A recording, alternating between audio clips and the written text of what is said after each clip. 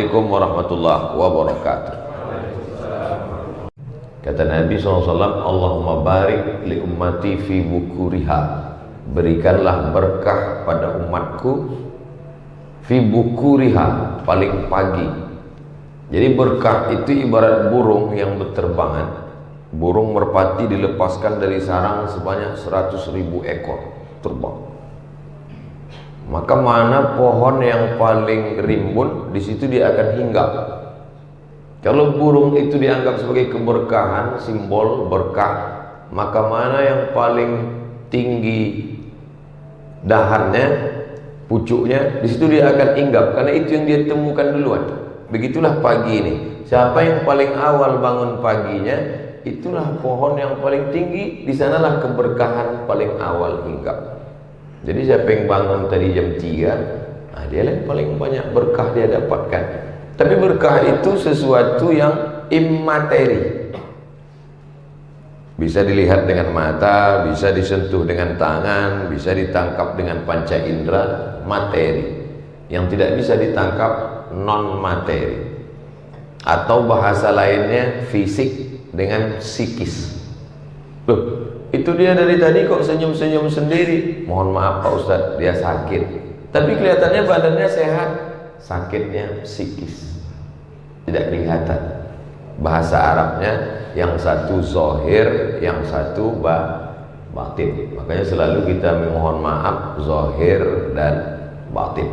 Dalam lagu bahasa Indonesia begitu juga. Indonesia tanah airku, tanah tumpah darahku, bangunlah jiwanya, bangunlah badannya. Badan ini yang kelihatan.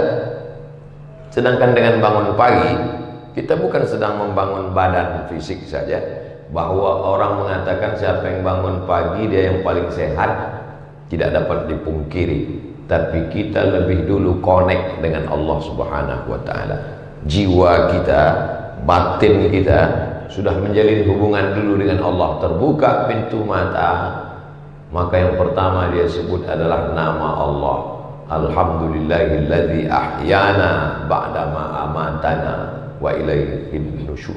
Walaupun ibu paling sayang dengan bapak, tak mungkin ibu waktu bangun pagi, oh Mas Parno, mohon maaf kalau kebetulan namanya, yang pertama kali diikatkan hidup dengan Allah. Kullu amrin dzibalin, semua amal yang baik, walam yubda bihamdillah. Dalam riwayat lain, walam yubda bi bismillah. Semua amal yang baik kalau tidak dimulai dengan nama Allah, maka dia tidak bisa menjadi amal. Semua bangun pagi ini. Orang Singapura sudah bangun pukul 4 karena mereka masyarakat paling aktif, ekspor importnya maju, ekonominya. Orang Barat sudah bangun. Yang paling awal bangun orang Jepang karena matahari lebih dulu terbit di tempat mereka. Bahwa cerita bangun, ya menurut jam bangun. Tapi bangun kita bernilai ibadah yang bisa dibawa mati menghadap Allah. Kenapa begitu? Karena bangun kita menyebut nama dia, Bismika. Itu kalau mau tidur. Tapi kalau pas bangun, Alhamdulillahilladzi ahyana ba'dama amatana wa ilaihin nusyur.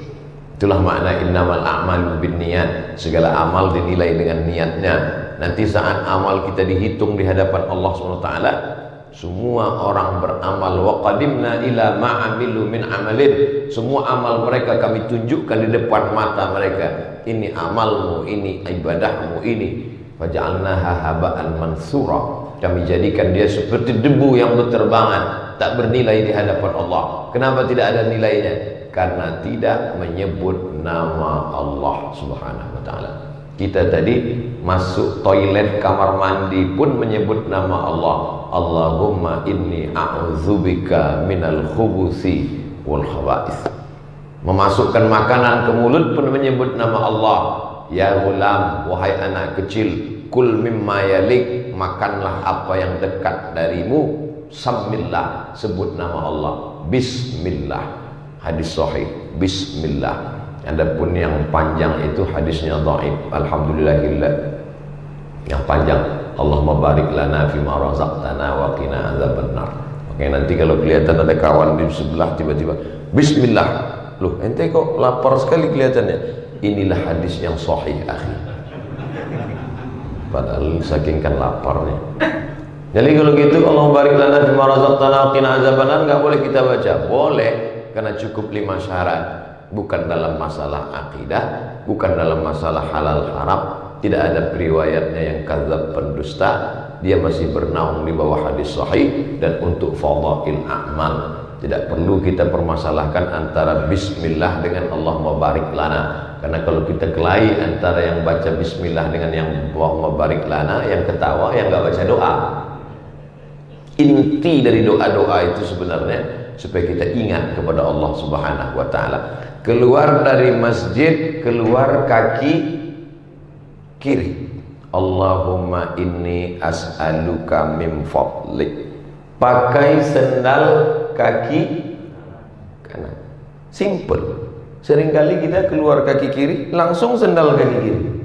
Yang sendalnya nggak hilang. Tapi sebenarnya apa maksudnya? Keluar kaki kiri, pakai sendal kaki kanan, supaya kita mengingat semua perbuatan kita. Berapa banyak kita berbuat tapi kita tidak ingat perbuatan kita.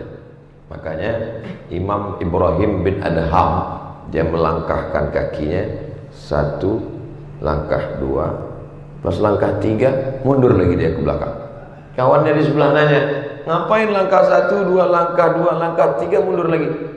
Ketika aku melangkah yang pertama, aku bisa mempertanggungjawabkannya di hadapan Allah nanti kalau ditanya. Langkah yang kedua, aku juga yakin begitu. Ketika melangkah ketiga, aku mulai ragu, apakah langkahku ini mencari ridha Allah atau tidak.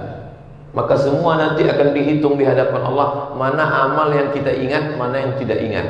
Berapa banyak orang hafal doa makan, hafal doa pakai baju, hafal doa masuk WC, hafal doa sebelum tidur, hafal doa bangun tidur, hafal, tapi tidak dibaca ketika beraktivitas. Ada sesuatu yang salah dengan memori kita. Oleh sebab itu, fungsi doa-doa adalah zikir, mengingat, sehingga setiap gerak langkah mengingat Allah Subhanahu wa taala, maka dia menjadi ibadah di hadapan Allah Subhanahu wa taala. Masuk tadi ke dalam, Allahumma ftah li abwaaba rahmatik. Nanti keluar, Allahumma inni as'aluka min fadlik. Kalau tidak tahu bacaannya Pak Ustaz, bismillah. Dengan nama Allah Subhanahu wa taala. Seperti tukang sisir Firaun ketika akan menyisir keluarganya, keluar dari mulutnya bismillah, dengan nama Allah Subhanahu wa taala. Yang lain berkata atas nama jabatan, yang lain berkata atas nama kekuasaan, yang lain berkata atas nama harta, tapi kita tidak demikian. Bismillah. Semua yang dilakukan atas nama Allah menghilangkan kekecewaan, ketakutan dan kesedihan. Orang yang berkata atas nama jabatan, atas nama kekuasaan, atas nama materi benda, kalau dapat bahagianya luar biasa, kalau tidak dapat stresnya juga luar biasa. Sedangkan orang yang mengatasnamakan Allah, kalau dapat alhamdulillah, enggak dapat husnuzon sama Allah, berarti Allah punya rencana yang lebih cantik dan lebih indah daripada itu. Kenapa? Karena semuanya atas nama Allah. Dengan nama Allah lah maka rasa sedih, gundah, galau, stres, depresi hilang dari hati seorang hamba. Pucat wajah Abu Bakar Siddiq di dalam Jabal Thur ketika ketakutan melihat kaki kafir Quraisy. Lau absara, seandainya mereka melihat kaki mereka, la absarana, mereka pasti melihat kita Muhammad. Seandainya mereka melihat kaki ke bawah, pasti mereka melihat kita. Apa kata Nabi? Ma zannuka bitsnaini fallahu salisuhuma. Kalau kau sangka kita di sini cuma berdua, tidak wahai Abu Bakar, Allah yang ketiga. Kalau kita bertiga, Allah yang keempat. Kalau kita empat, Allah yang kelima. Wa huwa ma'akum ainama kuntum. Dia bersama kamu dimanapun kamu berada.